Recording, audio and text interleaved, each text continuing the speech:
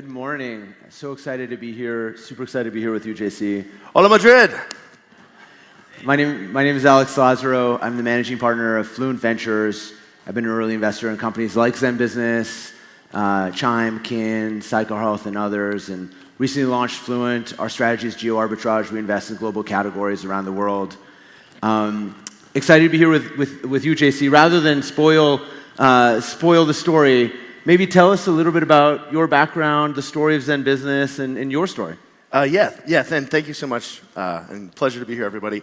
Little background on me. I grew up in a small town in Ohio called Homerville. More cows than people.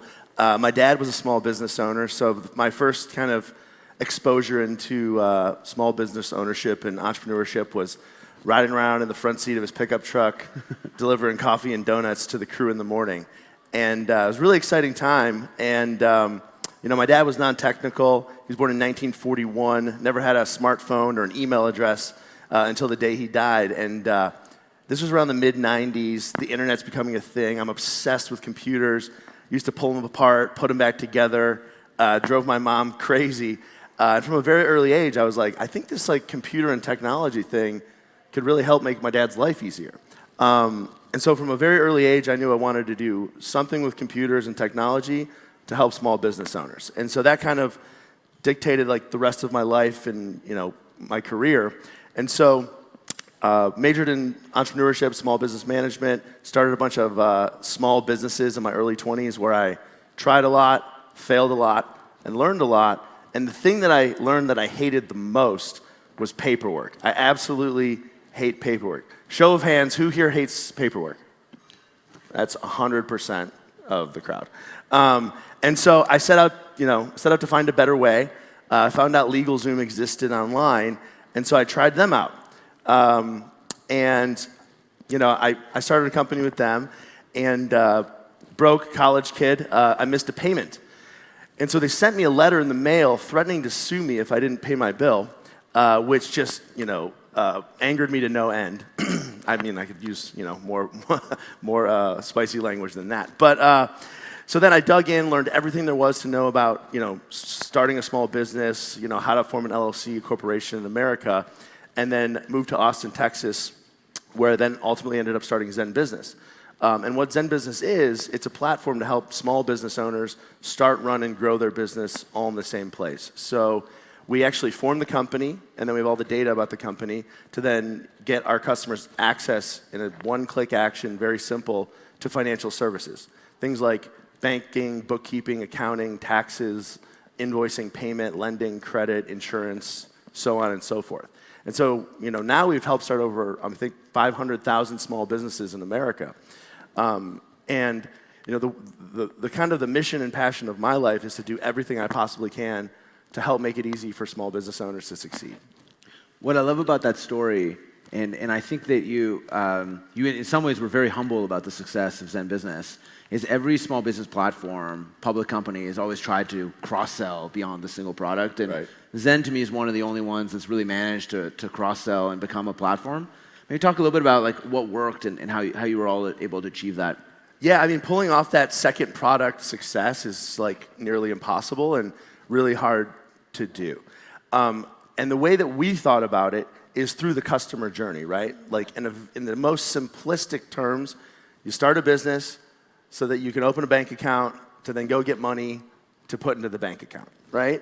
And so the way we achieved kind of the cross-sell to all these other, platform products was through diligent product marketing. So really talking to our customers. We were absolutely laser-focused about talking to our customers. I mean, I've personally spoken to thousands of small business owners, whether it's live chat, phone, emails, interviews. And the way you do that, right, is you use qualitative and quantitative research forever and ever until, for the life of the business, right? So you want to, qualify a hypothesis, quantify it with data, then, triangulate your assumptions and then validate that with the product. And we just ran that playbook over and over and over again, still to this day. I love that. And one of the conventional wisdoms about small business is it's really hard because churn is so high, and right. there's hard to sell SaaS, people churn off, but also more than that, companies fail. The motto at Zen is start, run, and grow. Maybe talk a little bit about what worked to keep people on the platform and manage churn in that way. Yeah, I mean, that's why I think platforms are so interesting, because it's essentially like a mall with many doors, and you can walk in and out from anywhere. And so, it's true that, 25% of, businesses go out of business the first year, and we didn't lose any customers because they didn't like us, right? It was just the nature of the market. And so what we learned very early on was that the more complementary products and services that we can attach our customers to, a la banking, bookkeeping, accounting, web services, things like domain names, the better impact it has on churn. Like, for example, customers that pick up our banking product churn at half the rate of those customers that do not. I think that's really powerful.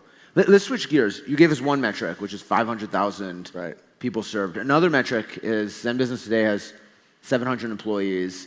I think one of the things that's really unique in the story is you co-founded Zen Business early and then brought in a very complementary co-founding team and then built a really large team around you. And I think that was one of the powerful pieces about how Zen Business scaled. Maybe talk a little bit about how you thought about the founding team and then how you thought about kind of building the team over time. Yeah, I mean, I think it goes back to, in terms of the founding team to start, it goes back to the old adage, you can be rich or you can be king, right? And I was 26 years old when I started Zen Business, never having started a tech company before, very green, didn't know what I didn't know.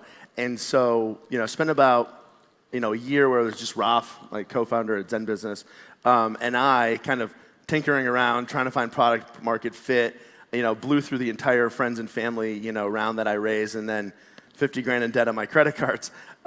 So then when I met Ross, our co-founder and current CEO, and Shanaz, our co-founder and current COO, they had just sold HomeAway for $3.9 billion. And they were much more experienced, much more seasoned. And the funny story is I was just trying to get 25 grand investment from Ross, and not ever thinking that, he would come on as CEO. And I remember he said to me, he's like, yeah, man. He's like, I'll give you 25 grand. He's like, but I want to be CEO. And that was an inflection point moment where I think that most founders and CEOs in particular would really cling to the ego of this is, mine, this is my baby. But I just wanted to see us succeed, right? So in that moment that he made that, or asked that question, I just was like, hell yeah, man, you got it. I would love nothing more than to learn from you and all your experience. And then I think from me making that decision and us coming together, kind of the rest is history from the founding team perspective. And then in terms of, ramping up the team now to, what's near or above 700, really instilling a culture of, diversity of people, diversity of thought at the highest level from the very top, right? That was the way we've been able to achieve kind of a 50-50 mix of folks across the board, because we really took it very seriously from the beginning. And not only did we take it seriously, we meant it, and we still do to this day. And it's just paid dividends forever and ever since the beginning. To me, two things that I really, especially for the founders in the crowd, that really resonate with me for this story is, one is, as a founder, having the humility of knowing what you know, what you don't know, and then bringing the best people in the world that know more than you about a specific thing in the team. I think that's really powerful. And the diversity one, I know very few startups that have truly at the executive level 50-50 from a diversity standpoint. And I think this point of really instilling that in the founding team and early on, I think is really powerful.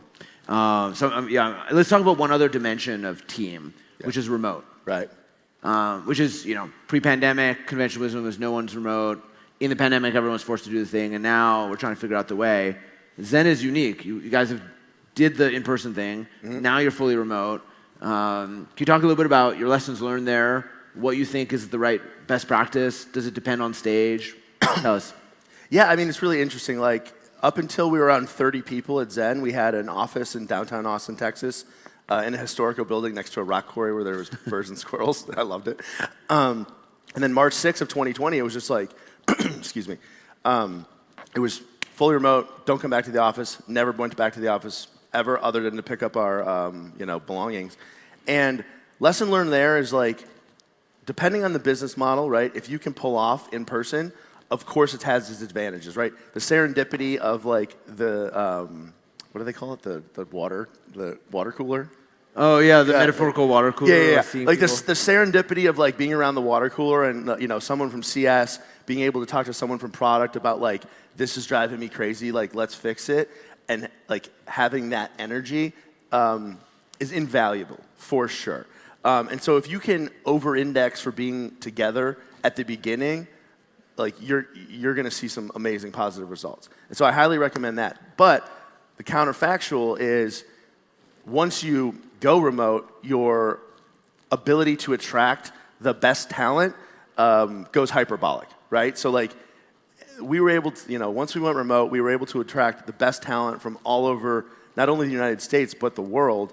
And that really helped accelerate our growth through the pandemic, going from, I think, 30 people to 350 in a year. So learning there is, depending on the business model, if you can pull off in person and people want to be in person, it's amazing. But, in this new world that we live in, thinking about how to be, remote first mindset, but over-indexing for trying to create ways to be together as much as possible, specifically at the beginning, I think is the way to go. I love that. All right, let me ask you a two-part question or opposite question. Okay. Maybe the best thing that's ever happened to you as a founder, and then the biggest lesson learned as a founder. Yeah. As the story goes, I think I mentioned LegalZoom, right? So this is kind of a full circle story over the course of a decade, but it's my personal favorite story. And it has nothing to do with metrics or numbers or any of this. It's human and heart first, right? So I got that letter from LegalZoom threatening to sue me if I didn't pay my bill. And so that was the catalyst that really spurred me into action to want to ultimately start Zen Business. And so after we tinkered around with Zen Business at the beginning, pivoted a bunch of times, changed the name 4 times, ultimately landed on Zen Business, and then achieved product market fit, there was a day where we got a letter in the mail from a customer thanking us for changing their lives, right? And that to me was like the greatest moment at Zen, and that proved to me more than anything that like what we were doing had a significant positive benefit and impact on humans, right? And so the lesson learned there is just don't ever give up, right? It's just keep pushing, and if you know in your heart of hearts that what you're doing you believe in, don't give up. And regardless of what happens, success or failure, those don't matter, but like staying true to yourself and your principles and being persistent, resilient is the biggest lesson I learned from that.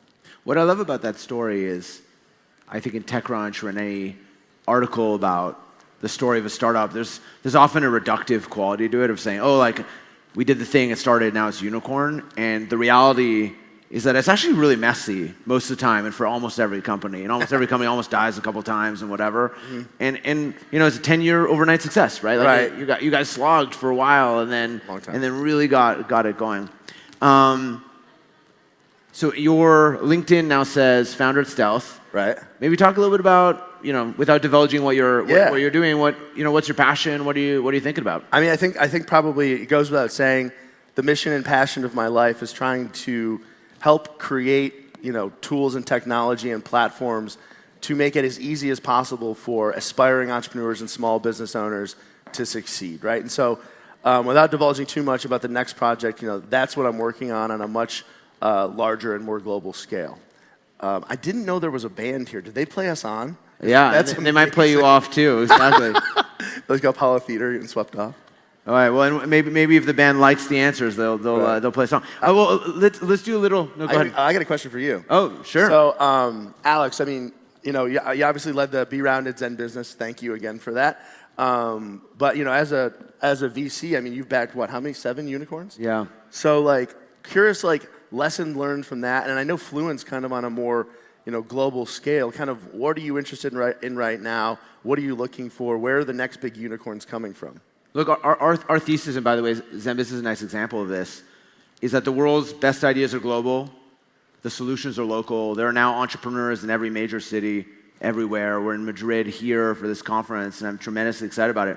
In 2013, 4 cities had created a unicorn. Today, 150 cities have created a unicorn. So it's really exploded.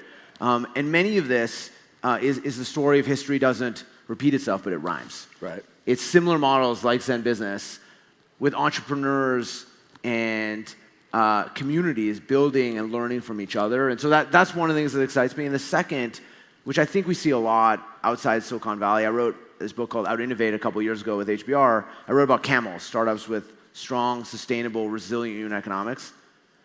I think there's a bias towards blitzscaling, particularly in Silicon Valley, about growth at any cost. I think that outside Silicon Valley, I believe the best founders are building with resiliency and long-term in mind. And I think the Zen story is a really nice example of that. So that's what I'm passionate about. I'm really passionate about supporting the best entrepreneurs, building in these kind of proven categories.